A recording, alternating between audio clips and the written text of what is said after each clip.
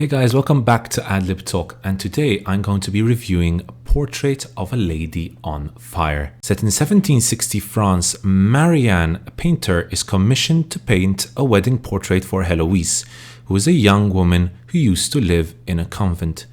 Heloise is unaware of Marianne's reasons for her arrival and thinks she is only there for companionship.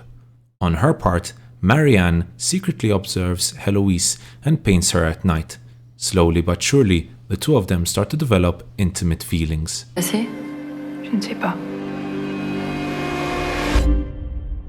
So I actually missed out on watching this movie due to the coronavirus. I had planned to go watch it at Spazio Creative Cinema, but unfortunately that had to be cancelled. So this weekend I finally got to watch it.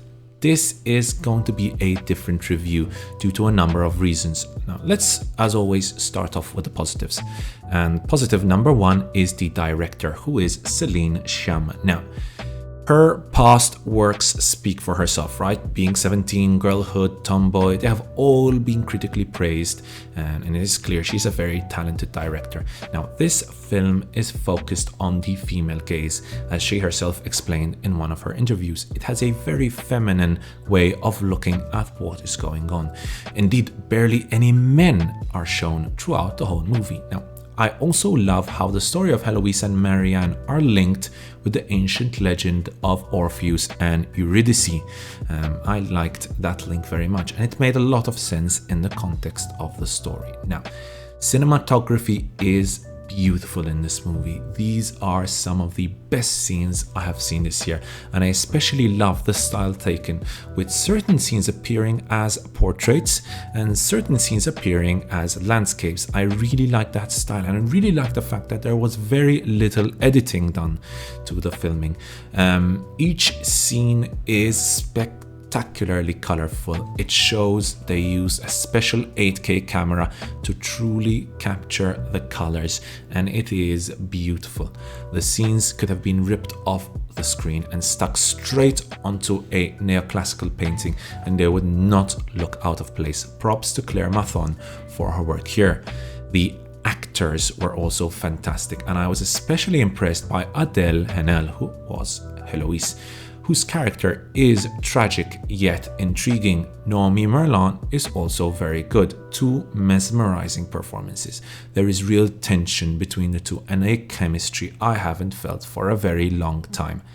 I also have to make a quick mention of the mesmerizing final minutes. No spoilers, but the ending of this movie is absolutely breathtaking. One of the best scenes I have seen this year. Now, what I'm going to talk about now are not exactly negatives. These are style and substance decisions taken by the director, which I personally did not enjoy, but I completely understand what she was going for. Now, what are these so-called negatives in my opinion? Number one, there are a lot of silent moments in this movie. In fact, there is almost no music. Now, I could appreciate the silent moments at the beginning of the movie, but after a while, these moments started to become a little tedious. I understand the style decision, but it did make certain scenes between Marianne and Heloise, which could have been much more riveting to me personally, feel a little too slow.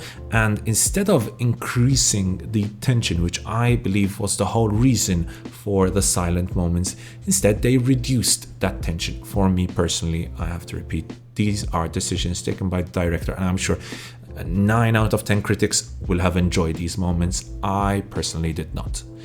Secondly, I completely understand the point of the abortion scene. I understand it was used to develop the relationship between Marianne and Heloise further, but this kind of act, right, which is, controversial in itself, the adding of a baby right next to the act felt a little too crude for a movie which is so artfully built.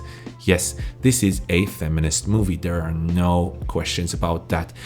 But what I liked about it was there are actually no nods towards contemporary feminism. It is all in service for building a great movie and a great romance, except for, in my honest opinion, this one abortion scene, with the baby added. I felt it didn't fit with the style of the rest of the movie.